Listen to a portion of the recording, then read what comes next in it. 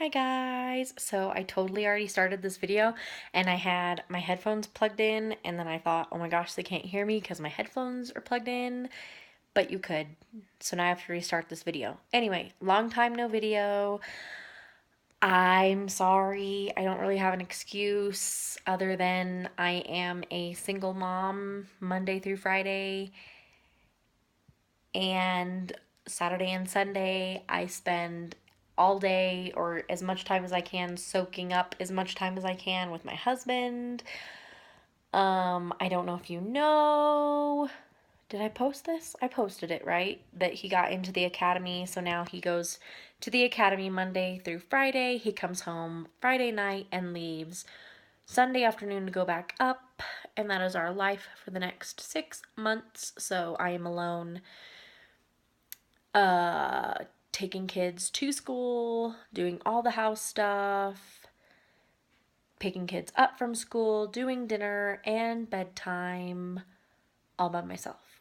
And I know, I mean, he would help if he was here, and he helps on the weekends probably more than I think he should because he's supposed to be like resting. But anyway, he's great on the weekends. He helps a lot. Um, but Monday through Friday, I am exhausted. But now I can't sleep because I had a coffee this morning, like a real coffee this morning. And usually I'm in bed by now, but I'm not tonight. So I have gotten up the nerve. You like this look right here? This is my gonna listen to music look because I'm gonna listen to some music, which means I'm gonna put my headphones in and dance around my living room because that's what I do. It's just kind of like a winding down thing. But anyway, I got up the nerve to make you a video. And now here's my video. This video is gonna kind of be, I don't think it's gonna be emotional for me,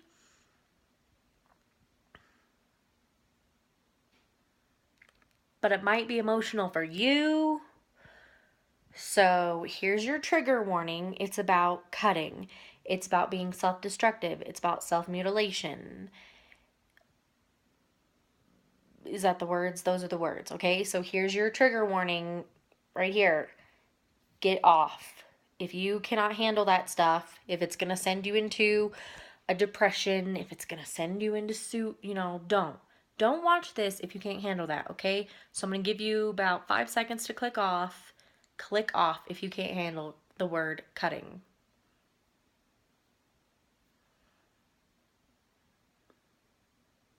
Okay? Okay.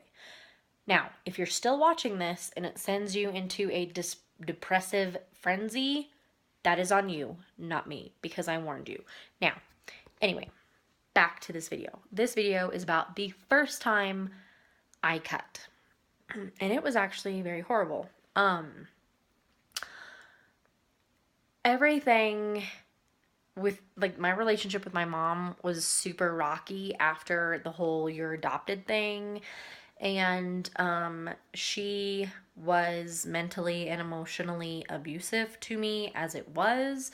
And my stepdad didn't wasn't abusive, but he enabled her to do it. He let her do it.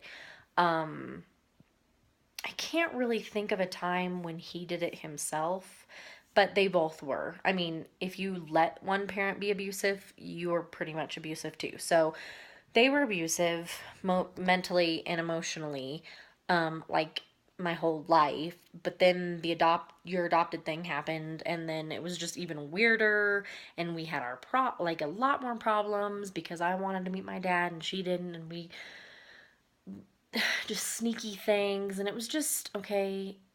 It was just not the best relationship as it was. But then, but at the same time, my parents also didn't give a crap about me or what I did or anything.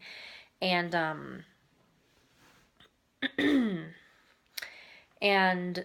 so this particular day, I skipped school. I didn't go to school. I had a mental health day from school. And, you know, you have those mental health days where you just don't want to go. So I didn't go. And she didn't care. She didn't care. You know, she didn't care. And usually I could have my mental health days and then I could go hang out with friends, go play, go, you know, do whatever afterward. And she didn't care. No one cared because no one cared. And this particular day, I took off from school, and then after school, my best friend called me, and we were talking and talking, talking, you know, teenage girl, talking, talking, talking, and then we conferenced in, you know, conference call, like three-way calling. Oh my gosh, that was so cool back then. So stupid now, but we conferenced in my boyfriend at the time, who was not John at the time, and we all decided that we were going to go to a movie. That's super cool, right? So I went up and I asked mom, thinking she'd be fine with it. Well, she was not fine with it, and um she got super pissed off and went off about my boyfriend, about how stupid, I don't even know, like I can't remember what she said, but it was bad, okay? It was stupid. Calling him stupid, like saying horrible things, being mean, and I lost it. And so I hung up from my friend and my boyfriend and I went downstairs. And okay, hold on.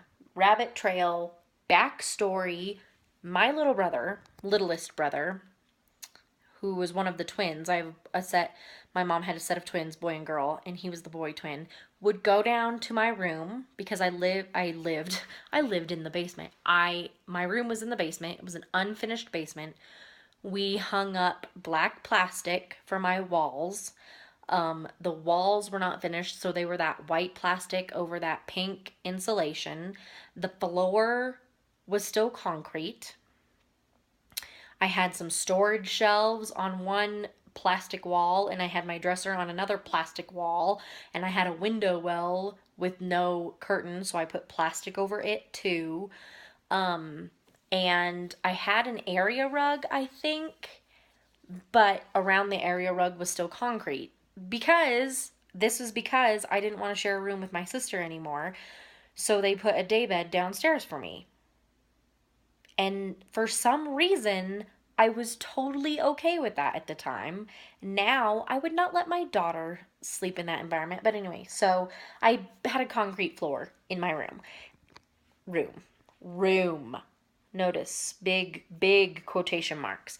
And my youngest brother would go downstairs and he would take light bulbs and he would smash them on my concrete floor. Not anywhere else, not in the other 3/4 of the unfinished basement, but in my quarter of the unfinished basement on my floor where I walked. He would smash light bulbs. And so I was so mad at my mom, and she had been so mean that I broke. I don't know, I know it wasn't just about her. It was about like everything and life and my adopting thing and family and friends, and I just snapped. And I took one of those light bulbs and I cut the shit out of my arms. Both of them, both of my arms. I just all the way down my arms, and I even did my neck. I used to have a scar. I don't think it's there, but I went like from my ear all the way down. I don't know why I did that. Don't do that. Those hurt like crap. The whole thing hurt like crap because it was that very fine, thin light bulb glass. And I cut the out of my arms, and I didn't care, and I felt nothing, and it didn't hurt at the time, and I bled like crazy. I didn't do like anything dangerous, just on the tops of my arms. And I don't know, see that scar right there by that mole? That's a scar left over from my first cutting. That's how bad it was. And sometimes you can see more scars. Right now you can't. That's the only one. But that's a scar from my first cutting. And then I had to hide it, So I had my favorite sports coat, jacket thing, and I wore that to school the next day over my arms, tried not to show anyone. Unfortunately, My Bible teacher saw it, and I made up like this. He only saw a little bit of it, but I had pulled my sleeve up a little bit to write on a test, and he was like, "What happened to your arm?" And I made up this stupid lame excuse and pulled my sleeve back down, and then my best friend actually somehow saw it or figured it out, and she reported me to the office, which I do not blame her for. She probably saved my life, because I got called into the office and questioned about it, and and then they called my parents.